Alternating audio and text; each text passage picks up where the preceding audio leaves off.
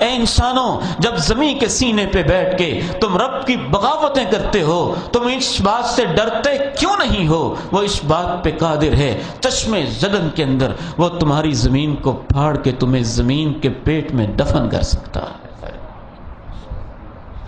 2005 کا زلزلہ مجھے آج تک نہیں بھولتا ہے۔ 3-4 دن بعد ہم وہاں پہنچے۔ 2005 کی ایک صبح تھی، 8 سے 8:30 کے درمیان کوئی ایک وقت تھا، زلزلہ 1 منٹ کے لیے، منٹ کے کچھ حصے کے لیے، 1 سیکنڈ کے لیے آتا ہے، چند سیکنڈ کے لیے آتا ہے۔ میں نے اپنی آنکھوں سے منظر دیکھا کہ 3-4 دن کے بعد بھی مظفر آباد اور کشمیر کے پہاڑوں پہ لاشیں پڑی ہوئی تھیں اور ان کو سنبھالنے والا کوئی نہیں تھا۔ أَأَمِنْتُمْ مَنْ فِي السَّمَاءِ أَنْ يَخْسِفَ بِكُمُ الْأَرْضَ فَإِذَا هِيَ تَمُورُ۔ تم آسمان والے سے بے خوف ہو گئے ہو؟ کوئی ڈر نہیں ہے اس کا جس نے زمین کو ٹھہرایا ہے۔ اگر وہ اس پہ زلزلہ برپا کر دے تو تم اس کا کیا کر سکتے ہو؟ اگر وہ تمہیں زمین کے اندر دفن کر دے تم اس کا کیا بگاڑ سکتے ہو؟ اگر وہ آسمانوں سے پتھر کی بارش برسا دے تو پھر تم کیا کر سکتے ہو؟ رب تعالیٰ نے اپنے بندوں کے اندر، اپنے بندوں کے سینوں میں خوف پیدا کرنے کے لیے ان کو سمجھایا اور پھر یہ بتایا۔ اس کو دھمکی نہ سمجھنا، یہ رب کا قرآن ہے، کسی مولوی کا ڈراوا نہیں ہے۔ تم سے پہلے بھی کچھ لوگ تھے جو ڈرتے نہیں تھے، پھر رب کے قرآن سے پوچھو کہ ان کے ساتھ کیا ہوا تھا۔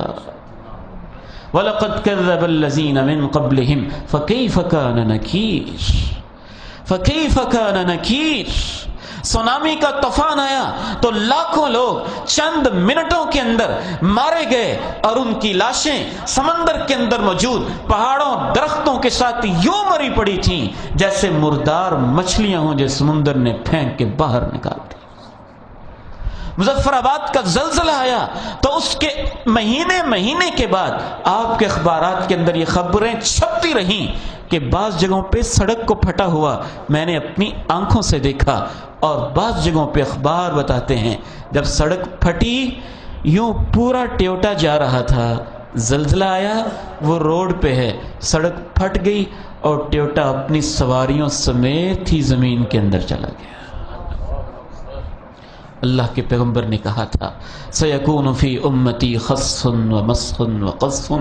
مجھے ڈر لگتا ہے میری امت کے اوپر کہیں پتھراؤ نہ ہو جائے، مجھے ڈر لگتا ہے کہیں اس کو دنسایا نہ جائے، مجھے ڈر لگتا ہے کہیں ان کے اوپر پتھروں کی بارش نہ ہو جائے۔ یہ فحاشی اور اس کا عروج یہ ہر چوک اور چوراہے پہ آدم کے بیٹے نے حوا کی بیٹی کی عزت اور قد آدم لگائے ہوئے اونچے اونچے ہورڈنگ بورڈز اور اشتہارات کا یہ سلسلہ اور دنیا کے اندر پھیلا ہوا یہ گند، مکس گیدرنگ اور شادی کے اندر مخلوط محافل، خدا جانتا ہے اور اس بات کے اوپر گواہ ہے۔